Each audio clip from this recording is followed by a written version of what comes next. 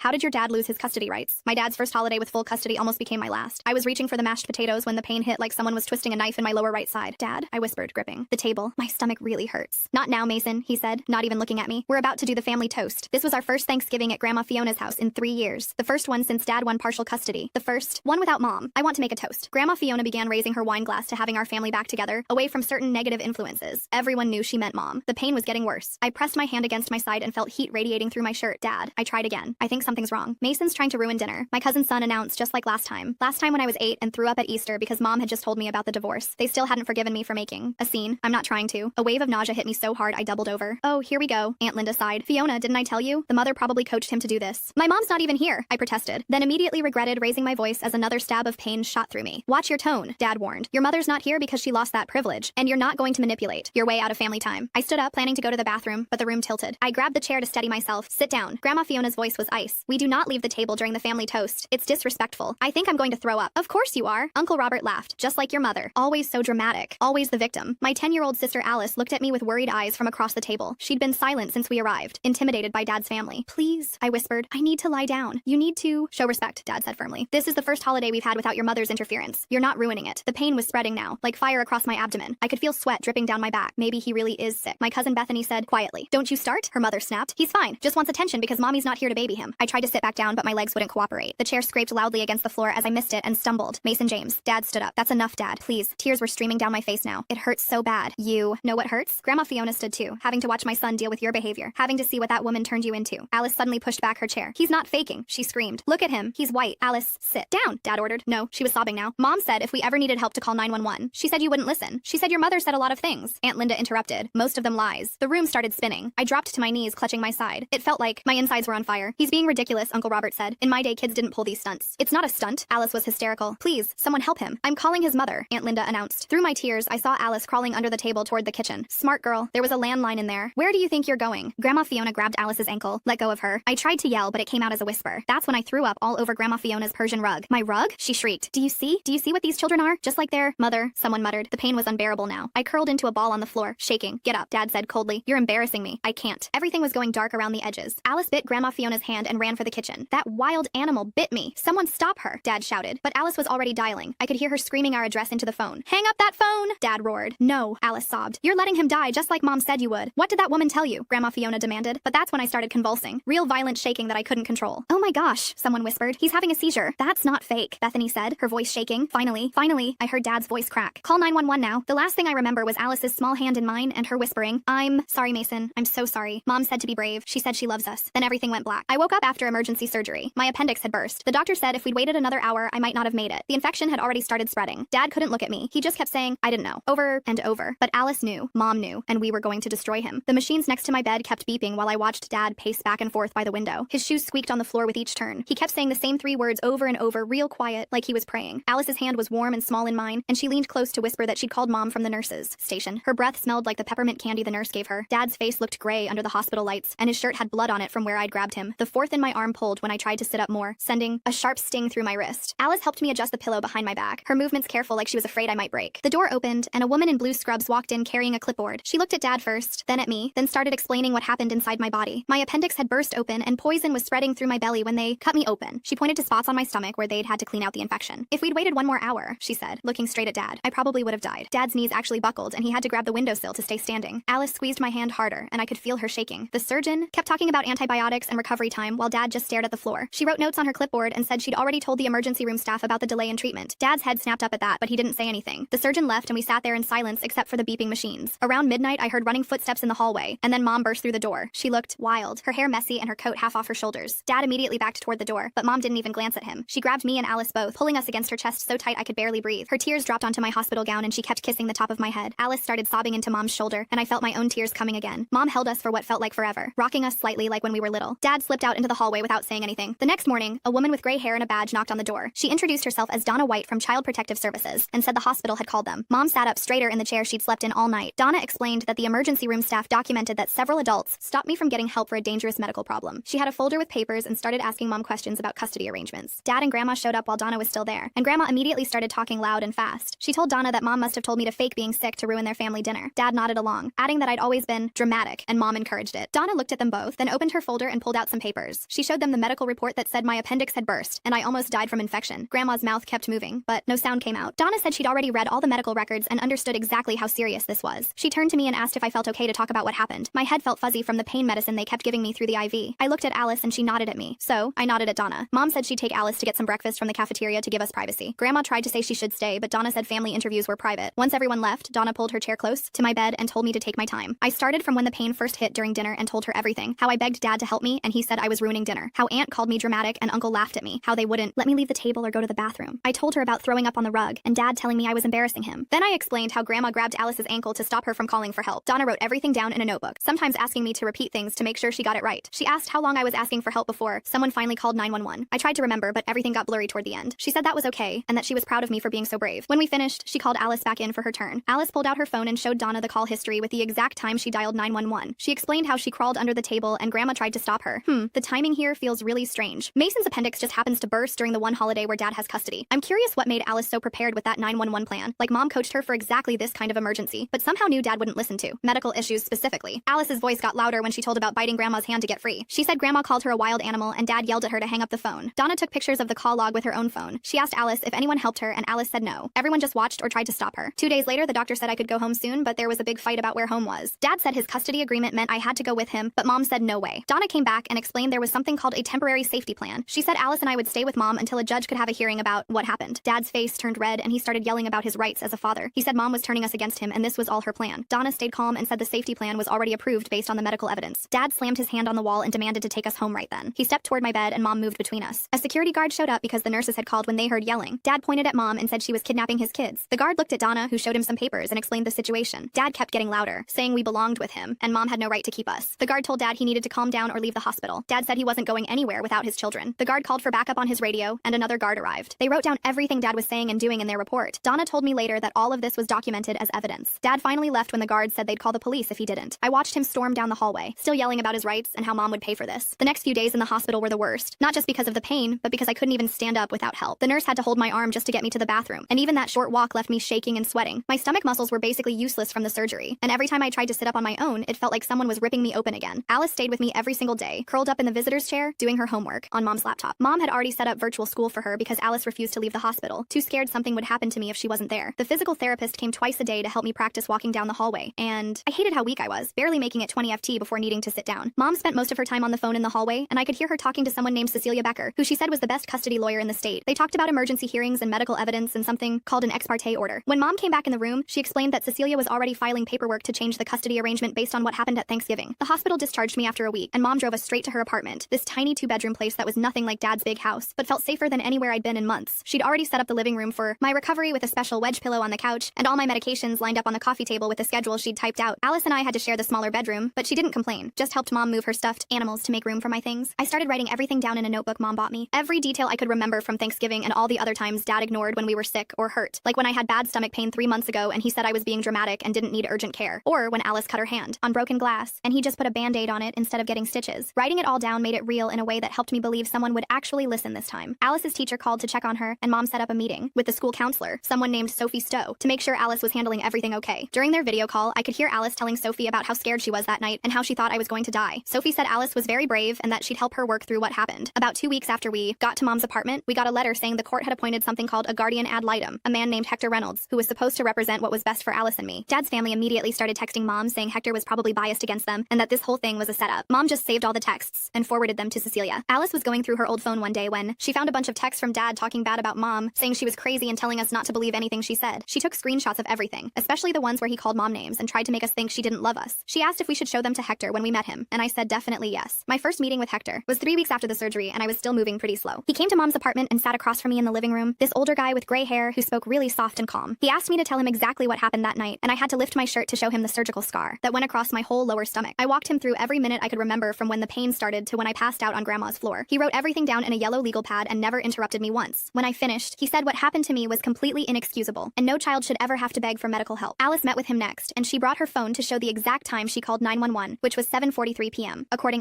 to the call log, she showed him all the screenshots of Dad's texts and explained how Grandma grabbed her ankle and called her a wild animal. Hector told her she was incredibly brave and that her quick thinking saved my life, which made her cry, but in a good way. That same week, my phone started blowing up with messages from a group chat someone in Dad's family had created. They were calling us liars and saying Mom had brainwashed brainwashed us into making up stories. Aunt Linda wrote that we were ungrateful brats who didn't appreciate everything Dad did for us. Uncle Robert said kids today have no respect, and that we needed discipline, not coddling. But then Bethany, my cousin, who had said I looked really sick at dinner, sent me screenshots of the adult family group chat where they were planning what to tell people and trying to get their stories straight about what happened that night. Sophie met with Alice at the school the next day, and they worked out this whole safety plan where only Mom or people Mom approved could pick Alice up from the school. The office staff got a copy, and Sophie explained to them about the custody situation and how Grandma might try something. Alice came home that afternoon looking more relaxed than she had in weeks because she knew Grandma couldn't just show up and take her away. 3 days later, we had to go to our first supervised visitation with Dad at this gray building downtown that looked like every government office ever built. The supervisor was this older woman who sat in the corner with a clipboard, while Dad tried to act normal with us in this weird playroom that had toys for little kids, even though Alice was 10 and I was 14. Dad kept bringing up Mom every 5 minutes, asking if she told us what to say to the social worker, if she coached us about Thanksgiving, if she was filling our heads with lies about him. The supervisor would clear her throat whenever he got too pushy. But then she got a phone call and stepped out into the hallway for what she said would be just a minute. The second she left, Dad leaned forward and grabbed my wrist. Not hard enough to hurt, but firm enough that I couldn't pull away. Your mother put you up to this whole thing, didn't she? I pulled my phone out with my free hand and hit record without him noticing, keeping it low on my lap. She's been planning this for years, waiting for the right moment to turn you against me. I kept my face blank while he went on about how Mom was manipulative and how she'd poisoned us against his family and how we were destroying everything he'd worked for. The supervisor came back after about 3 minutes, and Dad immediately let go of my wrist and went back to talking about school and normal stuff. Alice had gone to the bathroom during all this, but when we were leaving, she grabbed my arm and whispered that she'd heard Grandma's voice in the lobby. She'd been standing right outside the bathroom door talking to Dad before we arrived, telling him exactly what to say to make Mom look bad. In the supervisor's report, Alice had stood on the toilet seat to hear better through the door vent and memorized the exact words, which were something like, tell them their mother is unstable and has a history of making false accusations, and make sure you mention she's behind on her bills and can't provide properly. We told Mom about it when she picked us up, and she immediately called Cecilia, who said to write it all down with the exact time and date. 2 weeks later, I had my follow-up appointment with the surgeon who'd saved my life. She examined my scar, which was healing, but still looked pretty rough. This red line across my whole lower stomach that pulled when I moved too fast. She asked me to describe again what happened that night and how long I'd been in pain before getting help. Then she sat at her computer for like 20 minutes, typing up this detailed letter about how serious my condition was, using all these medical terms I didn't understand. Mason's recovery journal reads like evidence gathering 101. Smart kid knows. Documentation beats denial every time, especially when Dad's family texts provide their own proof against themselves. But basically saying the delay in treatment nearly killed me, and that peritonitis had already set in when I arrived. She printed out 3 copies, one for me, one for my medical records, and one she said she'd send directly to the court if needed. Mom's attorney Cecilia called that afternoon saying the surgeon's letter was exactly the kind of medical evidence they needed to show the severity of what happened. The next morning, Donna showed up at Mom's apartment for a home inspection. Mom had been cleaning for 2 days straight, even though the place was already pretty clean, making sure everything was perfect. Donna walked through each room with a checklist, taking pictures of Alice's homework station that Mom had set up in the corner of the living room with all her school supplies organized in little bins. She photographed the medication schedule Mom had posted on the fridge, showing exactly when I needed to take my antibiotics and pain meds with check marks for each dose. She looked in the kitchen cabinets, which were full of food, checked that we each had our own bed with clean sheets, made sure the bathroom had all our toiletries and first aid supplies. She spent extra time in our room where Mom had put up some of our artwork and photos, making it feel like home, even though we'd only been there a few weeks. Donna wrote notes about everything being stable and appropriate and said she was impressed with how organized Mom was, despite the sudden transition. That same night, my phone buzzed with a long text from Aunt Linda. She wrote this whole thing about how sorry she was that things got out of hand at Thanksgiving, but that I needed to think about what I was doing to the family. She said Dad was devastated, and that Grandma was having chest pains from the stress, and that we were tearing everyone apart with our accusations. She ended it by saying family was supposed to stick together, and that I should convince Alice to stop this nonsense before it went too far. I screenshotted the whole thing and forwarded it to Hector, without writing back, because Cecilia had told us not to respond to any messages from Dad's family. 3 days later, Mom got a call from Alice's school saying Grandma had shown up trying to pick Alice up. The office staff followed the safety plan exactly, telling Grandma that she wasn't on the approved list and couldn't take Alice anywhere. Grandma started yelling about her rights as a grandmother and how she had emergency custody papers, which was a total lie. The principal called the police while the secretary kept Grandma busy with paperwork she didn't actually need to fill out. When the officers arrived, Grandma tried to tell them the school was kidnapping her granddaughter, but they'd already talked to the principal, who showed them the safety plan and custody documents. The police made Grandma leave and wrote up a report about the attempted violation of the custody agreement, which the school immediately sent to Sophie, Donna, and Mom's attorney. About a week later, Mom took us grocery shopping, and I was pushing the cart past the deli section when I smelled gravy heating up. My whole body just froze, and suddenly I was back on Grandma's floor, curled up in pain while everyone stood around calling me dramatic. My chest got tight and I couldn't breathe. My hands started shaking and I felt like I was going to pass out. Mom saw what was happening and immediately abandoned the cart, getting me outside to the parking lot where she sat me down on a bench and helped me breathe slowly, counting with me until my heart stopped racing. She called around that afternoon and found a therapist named Olive, who specialized in medical trauma, and got me an appointment for that week. A few days before my first therapy appointment, Alice came to me with this plan she'd been working on. She wanted to sneak back into Dad's house when he was at work and go through Grandma's phone because Grandma never locked it and always left it charging in the kitchen. Alice figured there would be texts about us or about that night that we could use as evidence. I told her absolutely not, that it was way too dangerous and probably illegal too. She got upset saying we needed more proof, but I explained that we had enough evidence already and breaking into Dad's house would only make us look bad and could get Mom in trouble. We agreed to trust the legal process and let the adults handle getting evidence the right way. After my first session with Olive, where I mostly just told her what happened, I met with Hector and Cecilia at Mom's attorney's office. I played them the recording from the supervised visit where Dad grabbed my wrist and accused Mom of coaching us. The sound quality wasn't perfect, but you could clearly hear Dad saying Mom had poisoned us against him and that she'd been planning this for years. Cecilia took notes while listening, and Hector asked me why I'd thought to record it. I explained that Mom had always told us to document everything with Dad's family because they would lie about what happened, and this seemed like something important to have proof of. They said the recording showed a clear pattern of Dad trying to manipulate us and blame Mom for everything instead of taking responsibility for what happened at Thanksgiving. The next day, Sophie called to say she wanted to work with Alice on writing down what happened at Thanksgiving. Mom drove us to the school counselor's office where Sophie had set up a quiet room with colored pens and paper. Alice sat at the small table and started writing slowly, her tongue poking out the way it does when she's concentrating hard. Sophie sat next to her, not rushing, just being there while Alice wrote about how scared she was when I fell on the floor. She wrote about Grandma grabbing her ankle and how she bid her to get free. She wrote about calling 911 and Dad yelling at her to hang up. When Alice's hand got tired, Sophie helped her take breaks, and they practiced reading parts out loud. Alice's voice shook at first, but got stronger each time she read about saving my life. Sophie recorded Alice reading the whole thing on her phone so Alice could practice at home too. Meanwhile, Cecilia had me come to her office 3 times that week to go over every single detail of Thanksgiving. She had this big timeline on a whiteboard, and we went through it minute by minute. I kept getting mad when I talked about Uncle Robert laughing at me or Grandma screaming about her rug while I was dying. Cecilia would stop me and make me breathe and count to 10. She explained that getting emotional during the deposition would make Dad's lawyer try to confuse me. We practiced with her assistant pretending to be Dad's lawyer, asking me trick questions and trying to make me lose my temper. By the 3rd session, I could tell the whole story without my voice shaking or my fists clenching. Alice was playing a game on her phone one afternoon when she noticed something weird in her settings. There was an app she didn't download called Family Tracker that showed her location all the time. She showed Mom, who immediately called Cecilia's office. Their IT guy came to the house that same day and found the app was installed with Dad's Apple ID. He took screenshots of everything, showing when it was installed and how it tracked Alice 24/7. The IT guy also found Dad could see her text messages through the app. He wiped her phone completely clean and set her up with a new Apple ID that Dad couldn't access. Alice was quiet for hours after finding out Dad had been watching her like that. 2 weeks later, we had our first hearing at the courthouse. The room was smaller than I expected, with wood panels on the walls and a judge who looked tired. Dad sat on one side with his lawyer and we sat on the other with Cecilia. Hector stood in the middle since he was there for me and Alice. The judge read through all the reports from Donna, the hospital, and Hector. Dad's lawyer tried to argue that it was all a misunderstanding, but the judge cut him off. She ordered supervised visitation only twice a month for 2 hours each. Dad had to take parenting classes and complete them before he could ask for any changes. She also said Grandma couldn't be at any visits and couldn't pick us up from the school. Dad's face turned red, but his lawyer grabbed his arm before he could say anything. It wasn't full custody for Mom, but at least we were safe. That night, Bethany texted Alice a bunch of screenshots from the family group chat. They were calling us liars and brats. Aunt Linda wrote that we were just like our mother, manipulative and dramatic. Uncle Robert said we needed discipline, not coddling. Grandma wrote the longest message about how we destroyed the family and turned our backs on blood. The worst part was Dad liked every single message. Alice cried reading them, and I wanted to throw my phone at the wall. Mom said to save everything and forward it to Cecilia. A few days later, Cecilia called with news that made my stomach drop. She'd been going through Dad's insurance records and found something from 3 months before Thanksgiving. Dad had called the nurse line about my severe stomach pain, and they told him to take me to urgent care immediately. He never took me. The insurance showed he declined the recommended visit. Cecilia said this proved a pattern that Thanksgiving wasn't the first time he ignored my medical needs. She was adding it to our evidence file. Alice had to go with Mom to pick something up at Grandma's church for the custody case. While Mom talked to the secretary, Alice waited in the hall. She heard 2 older ladies whispering about our family. One said she always thought Grandma was too harsh on those kids. The other said she saw what happened at Easter when I threw up and how mean everyone was to an 8-year-old. A man walking by added that he'd heard about the Thanksgiving incident from his daughter who worked at the hospital. Recording that supervised visit was pretty clever. I wonder if Mason knew something would happen or just had good instincts about documenting everything with this family. The tracking app on Alice's phone raises questions about how long Dad had been monitoring her movements and messages before all this happened. Alice realized not everyone believed Grandma's version of perfect family. Some people were starting to see the truth. My sessions with Olive were hard at first. Every time I tried to talk about lying on Grandma's floor, my chest would get tight, and I'd feel like I couldn't breathe. Olive taught me to press my feet flat on the floor and count 5 things I could see, 4 I could hear, 3 I could touch, 2 I could smell, and 1 I could taste. It helped pull me back to her office instead of being stuck in that dining room. We practiced telling the story in small pieces, stopping whenever I needed to ground myself. After a few sessions, I could get through the whole thing without panicking. At Mom's apartment, Alice and I shared a room, which actually made her feel better. She'd wake up 2 or 3 times every night and lean over to watch my chest rise and fall. Sometimes she'd whisper my name to make sure I'd respond. Mom got her a nightlight that projected stars on the ceiling, and we started a bedtime routine where we'd read together. Her nightmares were getting less frequent and less intense. She still had them, but now she knew she could wake me or Mom up, and we'd sit with her until she felt safe again. Then, Dad's lawyer filed a thick stack of papers claiming Mom was turning us against him. He included old photos from when I was 5 and Alice was 2, all of us smiling at the zoo and the beach. He had pictures from every birthday and holiday before the divorce, trying to show we were happy in his care. The motion said, Mom coached us to lie about Thanksgiving and was alienating us from our father. Cecilia laughed when she read it and said, judges see this all the time when parents can't accept responsibility. She said, the medical evidence was too strong and no judge would believe we faked a burst appendix. 2 weeks later, Hector showed up at my school with a clipboard and a serious look on his face. He spent 3 hours talking to my math teacher, my English teacher, and the school nurse, who'd seen me doubled over with stomach pain twice that semester when Dad forgot to refill my acid reflux meds. Each teacher signed papers and handed over attendance records showing how many days I'd missed since the custody change. Sophie met with him in her office for another hour, showing him the notes she'd been keeping about Alice's anxiety attacks and how she'd started pulling out her eyelashes when stressed. The principal even pulled security footage from the day after Thanksgiving when Dad dropped us off and I could barely walk from the car to the building. Hector wrote everything down in this thick folder that kept getting bigger with every interview. The next morning, a detective named Rowan came to Mom's apartment with a digital recorder and asked me to tell him everything that happened at Thanksgiving. He had me go through it minute by minute while Mom sat next to me squeezing my hand whenever my voice started shaking. He asked specific questions about who said what and when, how long I was on the floor, who physically stopped Alice from calling for help. When I told him about Grandma grabbing Alice's ankle, he made a note and underlined it twice. He said the hospital had filed their mandatory report and he needed my statement for the investigation. He explained that while criminal charges were unlikely because proving intent would be hard, the documentation would help with the custody case. 3 days later, Alice came home from the school with an envelope that had her name written in Grandma's Inway perfect cursive. Mom wanted to open it first, but Alice said she could handle it. Inside was a 2-page letter about how disappointed Grandma was in Alice for biting her and calling 911 against the family's wishes. It said, "Good girls don't betray their grandmothers," and that Alice had shown her true colors, just like her mother. The last paragraph said Alice would need to apologize properly if she ever wanted to be welcome in their home again. Alice read it once, folded it back up, and asked Mom to give it to Hector for the custody file. She didn't cry or get upset, just went to do her homework like nothing happened. Our first supervised visit with Dad was scheduled for the following Tuesday at this gray building downtown with security cameras everywhere. The supervisor was this older lady named Janet who explained the rules while we sat in a room that looked like a sad daycare center with old toys and peeling paint. Dad showed up 5 minutes late wearing his work clothes and looking tired. We played Uno for 20 minutes before I finally asked him straight out why he didn't believe me when I said I was in pain at Thanksgiving. He stopped mid-shuffle and stared at his cards for a long time. Janet leaned forward with her pen ready. Dad finally said he thought I was being dramatic like my mother always was, that she'd taught me to manipulate situations for attention. Janet wrote down every word while Dad kept talking about how Mom had poisoned us against his family and made us soft. The next visit was worse because Dad started treating Alice and me completely differently. He brought Alice her favorite candy and kept calling her sweetheart while barely looking at me. When I dropped a card, he muttered something about me being clumsy and weak. Alice started keeping a little notebook in her backpack where she wrote down everything he said during visits. Things like calling me oversensitive when I mentioned still having pain from the surgery, or saying I needed to toughen up and stop acting like a baby. She showed me the list after our 3rd visit, and it was already 2 pages long. Meanwhile, Cecilia had been working with my surgeon to get the complete medical records from my surgery. The final report came in on a Thursday, and Mom read it to us at the kitchen table. It showed a timeline proving my appendix had likely started, failing around noon on Thanksgiving, hours before I first told Dad about the pain. The surgeon documented that the delay in treatment caused the rupture and the spreading infection that nearly killed me. She used words like preventable and negligent delay that Cecilia said would destroy Dad's case. The report included photos from the surgery showing how bad the infection was and how much damage had been done by waiting. That weekend, Alice and I were leaving the visitation center when Aunt Linda suddenly appeared in the parking lot. She started walking toward Alice with her arms out like she was going to hug her, but the security guard immediately stepped between them. Aunt Linda started yelling about just wanting to talk to her niece, but the guard called for backup and told her she was violating the visitation rules. 2 more staff members came out and formed a wall between us and Aunt Linda while Mom rushed us to the car. Another violation report got added to our file. The following Monday, the judge ordered Dad to undergo a psychological evaluation to determine his fitness as a parent. Cecilia explained that he had no choice but to comply or he'd lose all custody rights immediately. The evaluation would include personality tests, interviews about his parenting choices, and a review of the Thanksgiving incident. Dad's lawyer tried to argue it was unnecessary, but the judge said the medical evidence and multiple violation reports made it mandatory. A week later, Donna came over with good news about the safety plan extension. She said CPS was keeping us with Mom until the final custody hearing in 2 months, and that she was officially recommending permanent custody modification based on medical neglect. She had a thick file of evidence, including the surgeon's report, the detective's notes, teacher interviews, and all the violation reports from Dad's family. She said she'd been doing this job for 15 years and had rarely seen such clear documentation of neglect. Hector called that night to schedule practice sessions for our testimony and said we needed to be ready to stay calm and stick to facts without seeming vengeful or coached. Sophie met with Alice 3 times that week in the school counselor's office, and I watched through the window as they moved chairs around to make it look like a courtroom. Alice stood at a pretend witness stand they made from a desk, while Sophie played different roles. First, the nice lawyer asking easy questions, then switching to play Dad's attorney trying to confuse her. Sophie showed Alice a red card she could hold up if she needed a break, teaching her it was okay to pause instead of getting overwhelmed. Each time they practiced, Alice got better at staying calm when Sophie asked tricky questions about whether Mom told her what to say. By the 3rd session, Alice was answering clearly without looking at Sophie for help, keeping her hands steady on the desk, even when Sophie raised her voice like Dad's lawyer might. 2 weeks before the trial, I woke up with my surgical site feeling hot and swollen, and when Mom checked it, she saw red streaks spreading from the incision. She drove me to urgent care immediately, while Alice sat in the back seat crying that I was going to die again. The doctor said it was just a minor infection, but needed antibiotics right away, and he cleaned the wound while I gripped the exam table. Mom took photos of the infected site for our records, and the urgent care doctor wrote a note saying, this was common after emergency surgery with complications. Alice held my hand the whole time, checking my face every few seconds to make sure I was still okay. The antibiotics worked fast, but the whole thing scared everyone, especially when Cecilia said we needed to document it as ongoing medical issues from the original neglect. 3 days later, Mom took Alice for her regular pediatrician appointment that she'd been getting every 6 months since the divorce. The doctor pulled up Alice's complete medical history on his computer, showing she'd never missed a vaccine or checkup while in Mom's care. Talk about building a case brick by brick. Between Hector's growing folder of evidence and Alice's secret notebook tracking Dad's comments, these kids are basically running their own legal department with better documentation than most law firms. He printed out 5 years of records showing Alice's growth charts, immunization records, and notes from every visit where Mom asked questions about Alice's development. The pediatrician wrote a letter stating Alice received consistent, appropriate medical care under Mom's custody, unlike what happened at Dad's house. Cecilia added these records to our evidence binder, which was now 3 in thick. The morning of,